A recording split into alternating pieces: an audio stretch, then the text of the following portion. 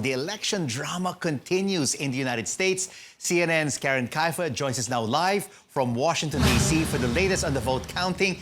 Karin, it has been so exciting over the last few days. How is it looking like there this morning? More mail-in ballots being counted, Biden taking the lead in Georgia, and Trump calling the election rigged. Yeah, Rico, right now we are focused on two states here in the eastern portion of the United States, Georgia and Pennsylvania. We expect to get more results, more updates from the two states out west that are still outstanding, Arizona and Nevada. But let's take a look at Georgia. In the early hours of this morning, more vote tallies were added to Joe Biden's column. Some votes came in from the suburbs around the city of Atlanta, and that gave Biden an edge. For the first time, he passed President Trump in the vote total in Georgia.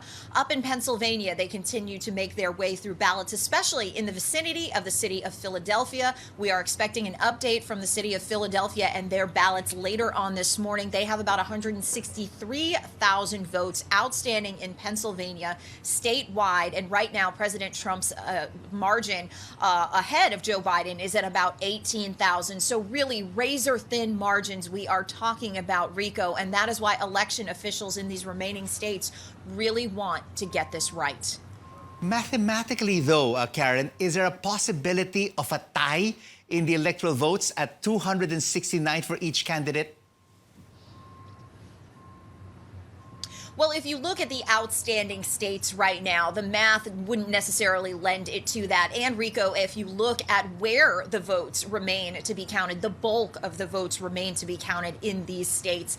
You can kind of see them tipping in one way or the other. In particular, in Pennsylvania, where the Biden campaign believes that those votes around Philadelphia are going to be more favorable to them and perhaps put him over the lead. The Trump campaign has insisted, based on their internal data, that President Trump still could win Pennsylvania. But we're in a situation right now. You look at Arizona and its 11 electoral votes. Some news organizations here in the U.S. have called that for Joe Biden. Others, including CNN, have not. So when you look at the way the total stands right now, you've got Joe Biden at 253 electoral votes. If he wins in Pennsylvania, if Pennsylvania feels comfortable enough in those results and we can make that call, that would put him over 270 electoral votes. So that is why that state is so in focus right now.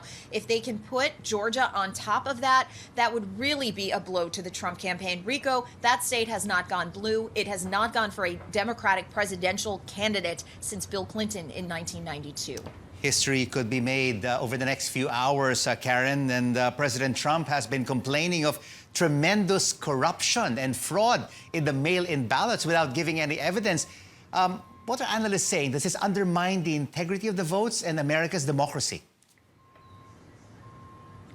Yeah, absolutely. It was pretty stunning to a lot of Americans to see President Trump in the White House briefing room yesterday at the White House with that White House Washington sign behind him and talk about the election process here in the United States not being legitimate. Now, Rico, this is something he set the table for early on.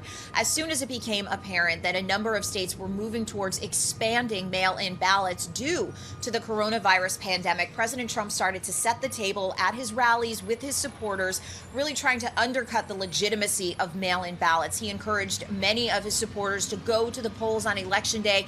He tried to encourage them to do that because he said that that was the only way that they could get their vote counted. Now, of course, a number of state election officials across the country are taking offense to that. They did take offense to that, saying that, yes, it was perhaps going to be a longer process to count the votes than Americans are accustomed to because of those mail-in ballots, but they were doing everything that they could to make sure this election remained secure. And so far, the president has not come up with any hard evidence that there has been any kind of widespread electoral fraud. So to really hear those remarks yesterday was stunning, and certainly a stunning contrast with what Joe Biden said. He delivered a very brief statement from Delaware yesterday in which he said, the process is working. We have to be patient. Every vote has to be counted. So a stark contrast in how the two candidates are reacting as this vote counting goes on, Rico. Thank you so much for that election update from Washington, D.C.